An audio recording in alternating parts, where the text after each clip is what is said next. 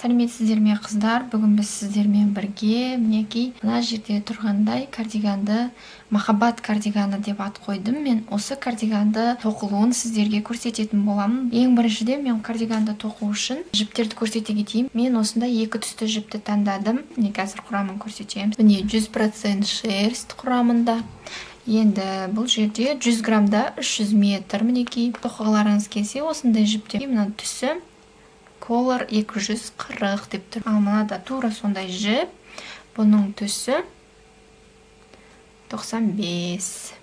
Бұл жіпте менде 7. Кардиганды 42, 44, 46 размерлерге келетіндей оверсайз қылып тоқимын. Сонда барлығы қосқанда 9 моток жіп кететін болады. Енді жіптерімді алып қояйын. Басқа бізге 4-ші нөмірлі крючок керек. Артық жіптерді соңынан кесу үшін қайшымыз керек. Басты бұл кардиганды тоқу кезіндегі маған керекті бұл осы жүрек махаббат оюының схемасы. Осылайнан қойып тоқыдым. Өйткені мен басында бұл оюды тоқыған кезде схеманы осылайнан жасаған болатынмын. Осылай бір жақ жанынан бірақ тоқитындай қылып.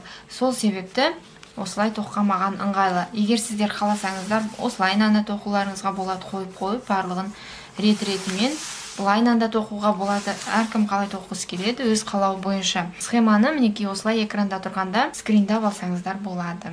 Компьютерден артынан шығарып алып, қарап отырып тоқуға өте ыңғайлы. Сызба жөнінде айта кетейін. Мінекей бұл жерде махаббат кардиганның алдыңғы бөлігі дейді. Мен бөліктерге бөліп тоқығанды өзім ұнатамын. Және де бұны енді тоқып жүрген қыздар қызығып, мысалы кардиганды тоқығысы келетін болса, осылай бөліп тоқыған өте ыңғайлы болады. Бір жағынан шатаспайды, бір жағынан ұзын кардиганның бөлігін тоқып отырған біраз ұзақ уақыт алатын сияқты болады. Және бір жағынан енді тоқып келе жатқан қыздар болса, араларында ол жалықтырып жібереді. Ал бөлік болса, ол кішкентай ғана тез аяқталуға және өлшемін шатасып жіберіп алмау үшін ыңғайлы. Енді мына жерде түсіндіре кетсем, мен бұл алдыңғы бөлігім мен 6 бөліктен осылай тоқимын. Міне 1, 2, 3, 4, 5, 6 деп белгілеп қойдым. Қазір түсіндіремін сіздерге. Мына жерде барлығы бірдей тоқылады. 52 ілмек, 52 ілмек, 52 ілмек. Мына жақтады барлығы 52 ілмектен тоқылады. Және қатары да 52 қатардан тұратын болады. Барлығы бірдей, ешқандай өзгеріссіз. Мінекей мына жерде кардиганның екі жақ бөлігі алдыңғы. Одан осылай бөлік 3 бөлікті тоқып аламыз да, орталарын қосатын боламыз. Орталарын қосамыз. Ол қандай әдіспен қосатындығымды да көрсететін болам алдағы уақытта. Оғанға дейін сіздер ең біріншіден осылай бөліктерді 6 бөлікті тоқып алу керек болатын боласыздар. 52 ілмекті көтеріп алып, қарама қарсы тоқып, 52 қатар тоқып шығу керексіздер. Артқы жақ бөлігінде қазір көрсетемін. Барлығын тоқып болғаннан кейін жанын қосамыз. Мына жерде жең тоқитын орын қалдырамыз, ол жайында да түсіндіремін. Одан кейін алдыңғы бөлігінде планкасы тоқылады. Ол планканы мен спицемен тоқимын. Сонда бұл кардиганда крючокпен де спицемен де тоқитын боламыз. Планкасы 2-2 резинка болып спицемен тоқылатын болады бұл жерде, бұл кардиганда. Бұл жерде тағы да айта кететін нәрсе. Әркімнің өз қалауы бойынша ұзындығын 4 бөлікті ғана тоқып алсаңыздар болады. Бұл біраз қысқарақ болады, бөксеге ғана жетіп тұрады. Ал мына 5-6 бөлікті қоссаңыздар, біраз бөксені жауып, тізенің үстінде тұратын болады. Бұл кардиган 1,55, 1,60 бойдағы қыздарға өте әдемі тұратын болады. Бұл менің өлшеміммен оверсайз стилінде. Енді артқы жақ бөлігін көрсетсем сіздерге. Бұл сызбада қай жерінде ою болады, қай жерін қалай тоқимын, алдын ала осылай сызып қойғанмын. Мына жерде де тура 52 қатар. Қазір тоқып көрсеткен кезде түсіндіретін боламын. Менде оюды мен осылай көлденеңінен тоқыған кезде оюды былай түзуінен қою үшін мен осылайнан бұруым керек болады. Тоқып болғаннан кейін бөліктердің барлығын осылайнан қоятын боламын. Оны қазір тоқу барысында сіздерге түсіндіремін. Мына жерде мен оюды қаншалықты орналастырамын, соны көрсетіп қойған. Менде кардиганның артқы жағында 2 ою болатын болады. Мінекей махаббат оюынан 2 тоқимын да осылайнан орналастырамын. Одан кейін мына 2 бөлікті мен осы оюды тоқитын жіппен, яғни мына жіппен, жаңа көрсеткен осы жіпмен 2 төртбұрышты осындай қылып тоқимын. Осылай орналастырамын. Мына жерде негізгі түсті жіп болады, бірақ оюы осындай түспен тоқылады. Одан кейін соңғы жақ бөлігіндегі төртбұрышты мен ешқандай бөліксіз, бірақ тұтасынан тоқып шығам. Мына жерде міне 52 ілмекті аламын да толығынан тоқтамай бірақ тоқып шығамын. Одан кейін арасын мына 4 бұрыш бөлек болады да, соңғы жақ бөлігі бірақ тұтасынан тоқылады. Мына жерде ешқандай бөлік қалдырмаймын, бірағынан тоқып шығамын. Барлық жерде бастаған кезде 52 ілмектен болады. Мінекей көрсетіліп қойған 52 ілмектен. Енді бұл жақтың қатары бізде жаңа алдыңғы жақ бөлігінде 52 қатардан болды ғой тоқығанымыз, біз санап отырып 52 қатар тоқимыз. Ал бұл жерде 64 қатар болады. Біз мына жерде не үшін 52 қатар қылдық? Өйткені жаңа біз планкасын тоқимыз дедік, сол үшін біраз орын қалдырдық екі жақ шетінен 52 қатар ғана қылып. Арт жағында біз онда 52 қатар қылмаймыз, 64 қатар қыламыз. 4 бұрыштыны 64 қатар қылып тоқимыз. Барлығын біргелкі 64 қатар тоқу керекпіз. Ал мына жерде 64 қатарға келесіздерде ары қарай жалғастырып тоқып кетемін мен өзім. Ал негізінде сіздерге қалай ыңғайлы солай тоқсаңыздар болады. 64-ке 64 қосса 128. Сонда сіздер мына жерде 52 ілмекті аласыздар да жалғастырып ұзынан ұзақ тоқтамай 128 қатарды тоқитын боласыздар. Мен өзім осындай үлгісін өзім таңдап алдым. Мінекей алдарыңызда сызып қойғанда, енді әркімге әрқалай ұнауы мүмкін. Мүмкін сіз бұл жерде де бөлік қылып тоқығыңыз келетін шығар. Ондай болса 64 қатар қылып тура мына сүдегілер сияқты тоқып шығасыз. Ал сосын оюды да тағы орналастыру жағынан сіз мүмкін бұл жерде барлығын ою қылғыңыз келетін шығар. Барлығын ою қылғыңыз келсе, онда жіпті де тапсырыс берген кезде ойластыруыңызды сұраймын. Өйткені оюды тоққан кезде қаншалықты көп тоқисыз, соншалықты да жіпті көп кететінін ескертемін. Мен тек 2 ою тоқимын, одан кейін 2 бөлігін осы жіптен тоқимын. Соған осындай түсі жіптен 2 жіп кетті мысалы. Ары қарай мен сіздерге қазір жұмыс барысында көрсетемін. Осы схемаға бір қарап алып тоқысаңыздар болады. Түкте қиындығы жоқ. Осы артқы жақ бөлігінен бастап тоқыған маған ыңғайлы. Осы жерде қазір 52 ілмекті көтеріп алып, артқы жақ бөлігінің үзбей тоқитын тік 4 бұрыштысын сіздерге көрсетсем ба деп отырмын. Етек жағы болатын болады.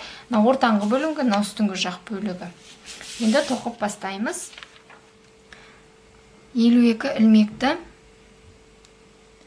1, 2, 3, 4, 5, 6, 7, 8, 47, 48, 49, 50, 51, 52. Мінекей 52 ілмек. 52 ілмек бізде толықтай тоқылу үшін біз 53-ші ілмекті біреуін көтеріп аламыз. Мінекей енді бұл біріншіден емес, екінші ілмектен бастап біз тоқимыз. Бұл бізде бірінші қатар болады. Біз 52 ілмегіміздің барлығын санап отырып, осылай кардиганның бізде ең соңғы артқы бөлмей тоқитын бөлігін жаңа сызбада көрсеткен, мен соны тоқимын. Ол 128 қатар болу керек. Мінекей мен бірінші қатарын тоқып жатырмын. 128 қатар осылай тоқып шығамыз. Бұл ешқандай қиындығы жоқ, накидсіз мінекей ілмекпен осылай тоқи береміз. Бастысы санап отырыңыздар. Кейде қыздарда болады, менде бастайтта тоқыған кез ең соңында айтқан ілмектен артық немесе бір ілмек кем болып қалды деп жатады. Оның барлығы осылай санап отырып тоқымағандықтан. Әрбір қатарда болмаса да арасында осылай санап отырып 52 ілмек екендігіне көздеріңізді жеткізіп отырыңыздар. Бір ілмектің өзінен қате кету, ол жұмыстың ұқыпты, сапалы болуына кері әсерін тигізеді. Сондықтан шатаспай әдемі біркелкі тоқуға тырысамыз.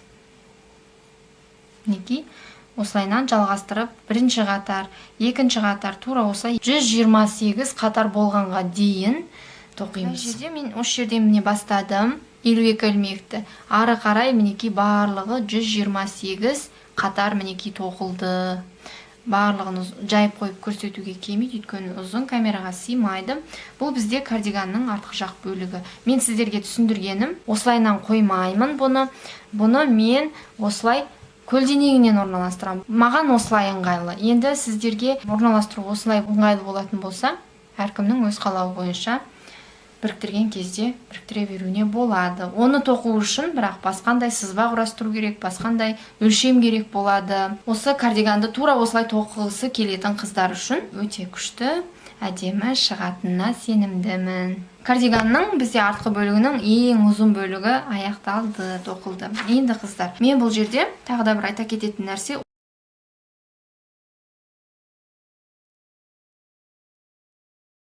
Сондықтан бұл жерде мен оны қайтадан қайталап уақытты кетіріп түсірудің мәні бар деп ойламаймын. Өз еріктеріңізде тура мен сияқты осылай қайталаймын десеңіздер, онда бұл төртбұрышты тура осы жаңағыдай мына сияқты әдіспен 52 ілмекті көтеріп аласыздар да енді 64 қатар тоқып шығасыздар. 64 қатардан кейін тоқтап, мінекей осы сияқты жіптеріңізді қиып аласыздар да төртбұрышты қалдырасыздар. Бұның түсінде қалай тоқисыздар өз еріктеріңізде. Мына жақта мысалы мен оюды тоқыдым. Оюды тура ортасына орналастырдым. Сызба бойынша айтып өтейін сіздерге. Тоқыған кезде 14 қатар оюсыз тоқылады. Одан кейін оюды тоқып бастаймын. Екі жақ шетінде менде 10 ілмектен. Сонда тура ою ортасына тоқылады. Оюды тоқып бастамай тұрып 14 қатар тоқисыздар. Одан кейін екі жақ шетінен 10 ілмектен қалдырасыздар. Үстіңгі жақ оюды тоқып болғаннан кейін қайтадан 14 қатар тоқысаңыздар, тура мына жерде есептелген 64 қатар шығатын болады. Одан кейін тура осы екеуі екі бөлігі тура бірдей болып тоқылады менде. Сондықтан ешқандай оны көрсетудің несі жоқ.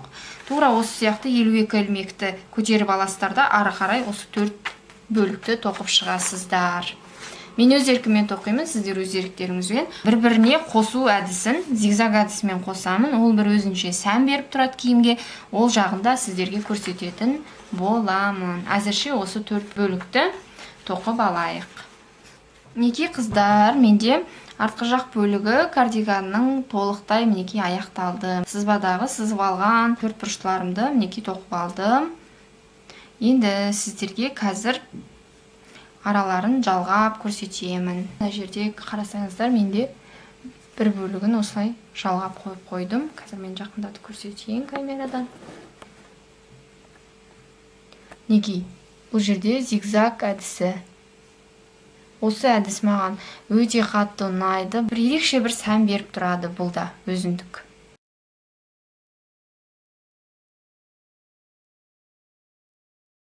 Содан кейін қыздар тағы да айта кететін нәрсе. Мына жерде қарасаңыздар, біраз камераны алшақтатайын сіздерге түсінікті болып көрсетуім үшін.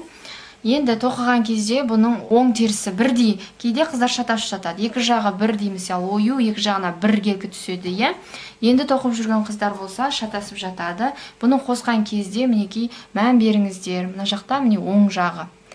Бастап тоқыған кездегі жері қарасаңыздар, мінекей мына жағы міне теріс жақ екені белгілі. Мына жағында міне шетінде електері болады, е, бастап міне ең шетін қарасаңыздар. Осы жағынан белгілі болады. Бұл жағы оң жағы. Енді бір-біріне қосқан кезде де мінекей осы біркелкі болуы керек. Міне камера дұрыс фокус жасамай тұрған ай. Міне қараңыздар, осыған мән бересіздер. Неге ең шеткі. Кейде қыздар болады, мен қазір мысал көрсетейін. Бұлайынан құрастыра салады. Мінекей. Мынада да міне оң жағы ғой. Оны алады да қыздар мысалы теріс жағынан осылай біріктіре салады. Бұның барлығы тағы да жұмыстың. Мына жақта міне мынау теріс болып қалады да, мына жақ ою мысалы оң болып қалады. Оның барлығын көрер көзге ыңғайсыздық туғызып тұрады. Мысалы енді тоқып жүрген қыздар үшін ол белгісіз болып тұруы мүмкін. Ал егерде сіз жұмысыңызды сататын болсаңыз, сатпағанның өзінде, өзіңіз киіп жүргеннің өзінде бұл біраз өзгешелік болады. Мынау ішкі жағы болады да, мынау сыртқы жағы. Киген кезде бұның барлығы көзге айдай болып көрініп тұрады. Мінекей мынау теріс жағы. Сондықтан бір-біріне қосқан кезде де міндетті түрде біркелкілікті, ұқыптылықты сақтаңыздар қыздар. Сіздерден сұрайтыным осы. Енді мен сіздерге қазір мінекей мынаны жалғап қойдым. Енді келесісі менде міне схемадағыдай, тура міне схемадағыдай. Қараңыздар, менде міне мынау осындай міне біркелкі қылып тоқиым дедім. Бір төртбұрышты, иә, 52 ілмекті мінекей мына жақ шетінен бастап тоқыдым. Осылайынан кетті, 64 қатар тоқылды. Енді астында мінекей ою орналасады деп тұр. Қойғам міне схема сызбағам. Оюды мінекей тоқыдым. Бұлда да 52 ілмек. Одан кейін 64 қатар ортасында мінекей. Осы оюды тоқығанда мен сіздерге осы жерден бір айтып жіберейін тағы да. Бастадым 52 ілмек. Оюды тоқымай тұрып 14 қатарға дейін тоқыдым. Одан кейін оюды тоқу үшін, қыздар міне схемадан көрсетейін тіпті. Оюды тоқу үшін, ою тура менде осы төртбұрышының ортасында болу керек болды. Енді оюда бізде 32 ілмек, оюдың таза өзі ою 32 ілмектен тұрады. Ал қатары 35 қатардан тұрады. Мен осы 32 ілмекті, я оюдың мына жердегі 52 ілмектен алып тастадым. Сол кезде менде 20 қалды. 20 ілмекті екіге бөлем. Яғни менде ою тура ортасында болу үшін екі жақ шетінде бірдей ілмек қалу керек қой. Мінекей. Тұмсығынан былайынан есептелген кезде 10 ілмектен екі жақ шетінде қалады. Одан кейін міне 36 қатар, міне соңғысы мен мына жақты ғана көріп тұр екем 35 қатар деп. 36 қатар екен оюдың міне тоқылуы. Мен осы 64 қатардан 36 қатарды алып тастадым. Яғни мінекей менде барлығы 64 қатар ғой, мынаның барлығы. Оюды тоқу үшін мен оюдың қатарын алып тастадым. 36-ны алып тастадым былай. Алып тастаған кезде 28 қатар қалып тұр ғой. 28 қатарды екіге бөлдім. Екі жақ шетінен 14-14-тен. Сонда мен оюды тоқымас бұрын 14 қатар тоқыдым. Одан кейін оюды тоқымай тұрып, кешірім сұрайым, ойымды жеткізуге асығып, сөздерімді реттей алмай жатырмын. Мінекей мына жерде оюды тоқымас бұрын бізде бір талай мінекей ілмектер тоқылу керек. Бұл мінекей мына жерге жеткенге дейін негізгі түсті жіппен тоқылады. Мінекей негізгі түсті жіппен біз оюды тоқып бастау үшін мына жерде басталады ою. Осыған дейін негізгі түсті жіппен тоқимыз. Біз мына жақта 10 ілмегіміз бар. Сол 10 ілмекке мына жерде міне схемадан былай мен сіздерге өзімнің әдісімді көрсетейін. 10 ілмегіміз бар. Мына жақта тұрған дедімде ары қарай санай салдым. 11, 12, 13, 14, 15, 16, 17, 18, 19, 20, 21, 22, 23, 24, 25, 26, 27, 28, 29. Яғни мен оюды тоқымай тұрып 29 ілмек тоқып келу керек екенмін. Ары қарай оюды схема бойынша тура шатаспай, бұл жерде де схема бойынша ары қарай тоқып кетесіздер. Енді қыздар, мен сіздерге мінекей жаңағы сызбадағыдай, мінекей мен сызбамда тура осы бөлігімне ою. Енді осының қасына керісінше мына жерде оюды орналастырамын. Мінекей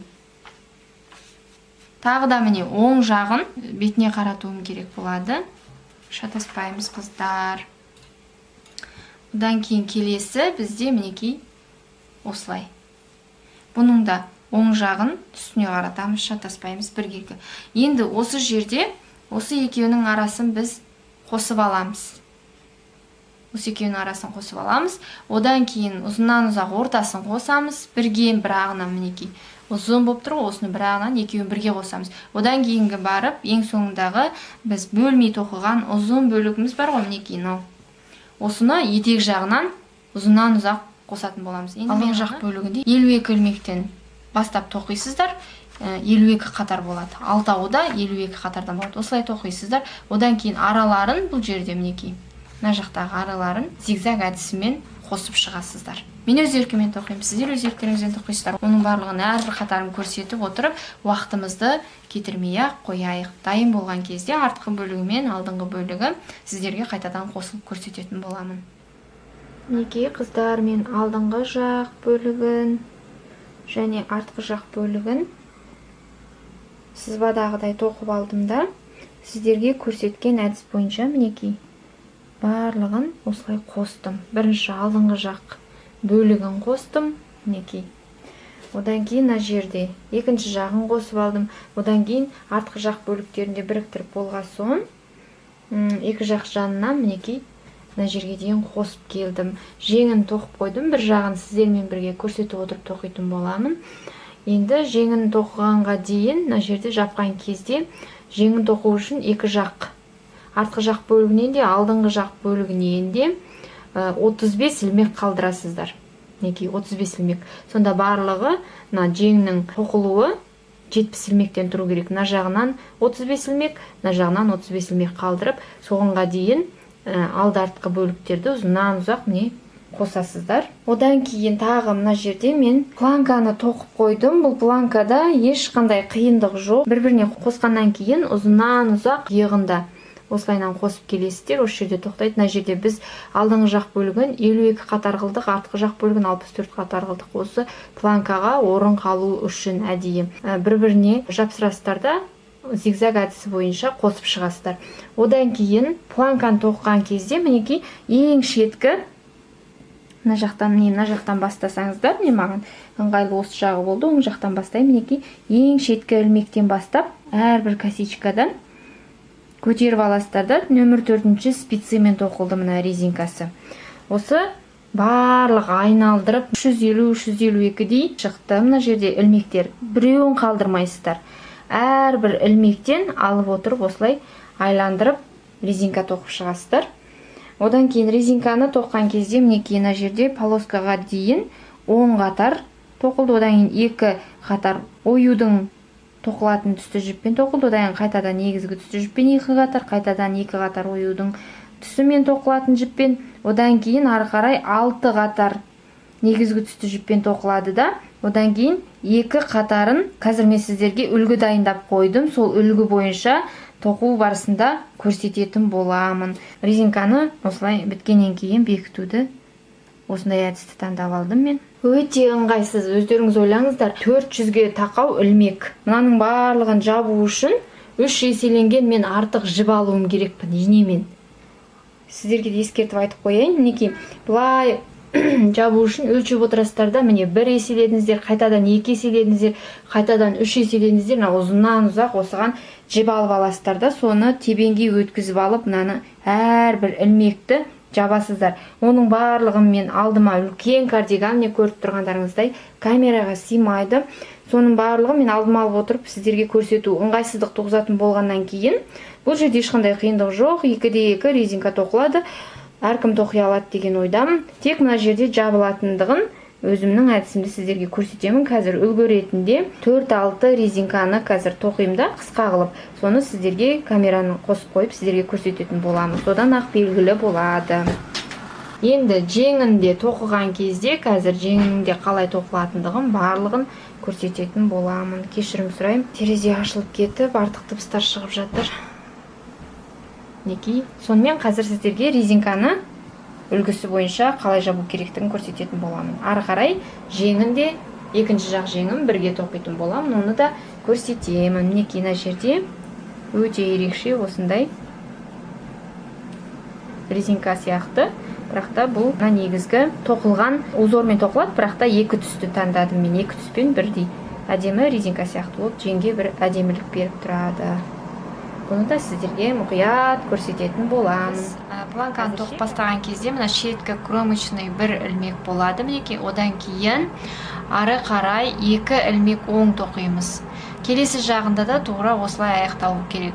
2 ілмек оң, одан кейін шеткі кромочный болу керек. Сонда көзге әдемі көрінеді. Енді біз планканы жаппас бұрын 2 қатар тек оң ілмектерді ғана тоқып, 2 жағынан да оң ілмектерді ғана тоқимыз да, теріс ілмектерді тоқымай бізімізге іліп аламыз. Ол былай болады. Сіздерге анықтап көрсетейін. Неки жақындатсам да болады біраз. Бұл неки оң ілмектерді тоқимыз екеуінде. Я, ал теріс ілмектерді осылайынан жібімізді бер жағына өткізіп, келесі 2 оң ілмекті тоқимыз. Қайтадан тура солай теріс ілмектерді тоқымай бізімізге жай ғана өткізіп аламыз. Келесі оң ілмектер тоқылады, қайтадан теріс ілмектер тоқымаймыз. Оң ілмектер тоқылады, соңғы кромочныйды теріс қып тоқимыз. Келесі екінші қатарында да мінекей теріс ілмектерді. Енді оң ілмектерді тоқимыз. Теріс ілмектерді қайтадан аламыз да оң ілмектерді тоқимыз. Бұл біз планканы жаппас бұрын 2 қатарын осылай тоқу керек біз барлығын. Енді қазір мен осы жерде жібімді қиып аламын да. Негізі планканы немесе резинкаларды жапқан кезде жабу үшін осылай жіпті 3 еселеп алған дұрыс. Міне біреу, мынау 2, енді 3-шісі. Осылайнан қиып алсақ, бізге ыңғайлы болады. Әркім әрқалай жауып жатады. Негізі маған осы әдіс өте ыңғайлы. Мінекей. Сыртқы жағынан аласыздар. Келесі 2 ілмекті 2 ілмекке тиіспейсіздер, оң ілмектерге. Теріс ілмектің ішкі жағынан өткізесіздер мінекей. осылай тартып аласыздар. Мына шеткі ілмекті жібере саласыздар болды. Енді мына оң ілмектерді, оң ілмектің мінекей сыртқы жағынан ішкі жағына өткізесіздер. Келесі бізде теріс ілмектер. Мына жақтағы теріс ілмектерді бір-біріне өткізуіміз керек. Ол үшін біз бірінші ілмегімізді осылай жібере тұрамыз. Одан кейін мінекей екеуін мынаның сыртқы жағынан алдық, міне. Енді ішкі жағынан бір-біріне қарама-қарсы осылай. Енді мына жерде жаңағы тастап кеткен бізімізден шығарып тастаған оң ілмегімізді қайтадан сырт жағынан аламыз да, мына жақтағы оң ілмекті іш жағынан кіргіземіз. Өте оңай, қарапайым, осындай әдіс қайталап осылай соңына дейін бекітіп шығамыз. Келесі, бұл бекітілді. Енді арғы жақ теріс жағындағы ілмектерді де бір-біріне қарама-қарсы осылай екі оң ілмекке тиіспейміз. Теріс ілмектің ішкі жағынан өткіземіз.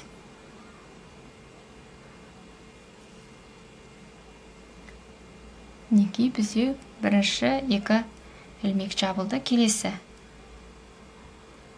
оң ілмектерді бір-біріне қарама-қарсы, теріс ілмектерді бір-біріне қарама-қарсы осылай бекітіп отырамыз. Жіпті қатты тартпаймыз да, қатты бос қылмаймыз да, бірге қығылып. Келесі бізде екі теріс ілмектерді бір-біріне қарама-қарсы бекітуіміз үшін біз өзіміз жақтағы оң ілмекті жібере тұрамыз әзірше осылай.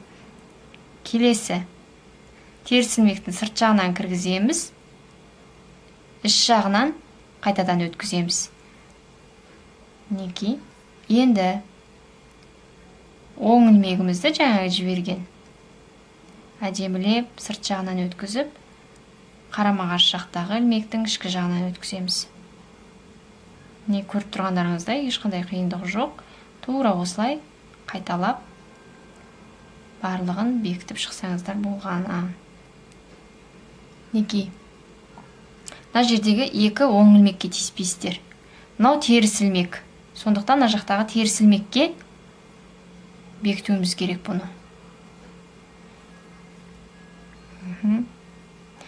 Анықтап көрсету үшін осындай кішкентай үлгі дайындап алдым. Енді оң ілмек сыртқы жағынан ішкі жағына қарама-қарсы өткіземіз. Келесі теріс ілмектерді өткізу үшін біз осылайынан бір-біріне қарама-қарсы бұл жерде қайтадан шетінен алып аламыз. Оқыптылап, әдемілеп.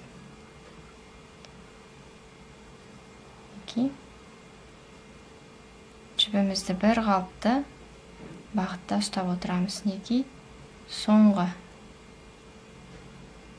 бір-екі ілмектер қалды. Мінекей. Енді бір-біріне оң ілмектер өткіземіз. Соңғы ілмектен. Мінекей бізде дайын болды. Артық жіптерді біраз арасынан өткізіп барып, ішкі жағына жасыратын боламыз. Сонымен біздің мінекей әдемі заводской сияқты резинкамыздың шетін жабу осылай міне аяқталады.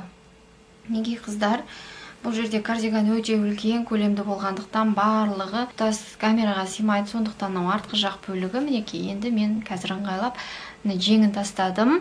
Сіздерге айтқанымда екі жақ шетінен 35, мына жақтан да 35 артқы жақ бөлігінен, алдыңғы жақ бөлігінен де 35 ілмек бекітпей қалдырып кетеміз. Енді ары қарай біз жеңін айландырып тоқуымыз керек болады. Ол да тура планка сияқты.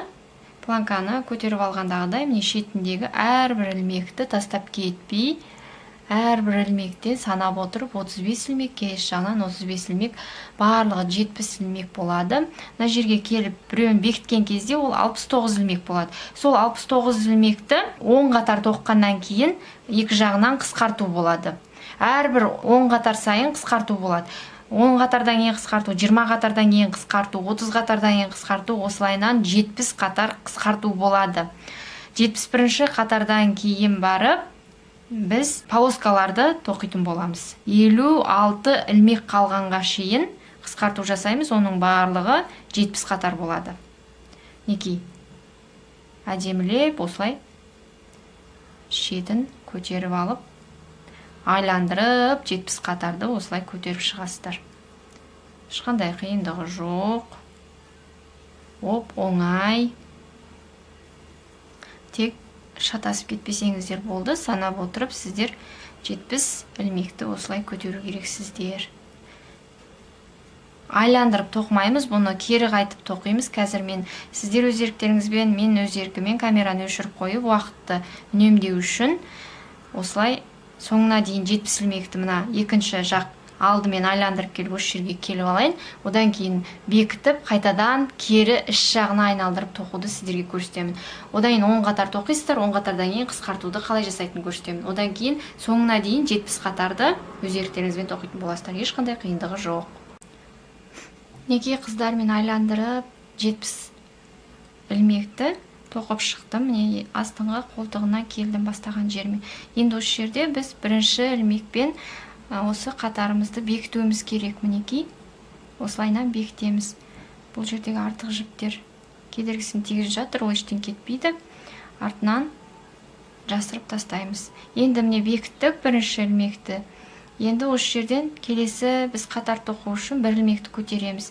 Енді біз қайтадан тура осылайынан айландырып тоқмаймыз. Өйткені бізде мына жақтағы сияқты узор шығу керек. Сондықтан біз ішке қарай қарама-қарсы енді қолтықты өзімізге қарай қаратып аламыз да, ішкі жағынан қарама-қарсы кері қарай тоқимыз. Енді бізде барлығы 64 ілмек болуы керек. Санап отырып тоқимыз. 64 немесе 68 67 болып, әрбір қатар сайын кішірейіп кетіп жүрмесін. Енді тоқып жүрген қыздарда ондай қателіктер жиі кетеді. Сондықтан санап отырып 10 қатар тоқисыздар. Енді осы 69 ілмек міндетті түрде тоқылу керек 10 қатар бойы. 10 қатар тоқып болғаннан кейін сіздерге қайтадан қосылып, қысқартуды қалай жасайтындығымызды көрсетемін. Неке қыздар, мен 10-шы қатарды тоқыдым. Мына жерде соңғы бастапқы ілмекпен қазір осы 10-шы қатарды бекітемін. Мінекей бір ілмекті көтеріп аламын. Енді ары қарай бұл жерде біз 10 қатар тоққаннан кейін 11-ші 12-ші қатарда қысқарту болады басында. Ол қысқартуымыз міне ең бірінші ілмекті тоқмаймыз, оны тастап кетеміз де келесі екінші ілмек. Міне біздің бір қысқартуымыз осылай болады. Енді осы 11-ші қатарымызды соңына дейін аяқтаймыз.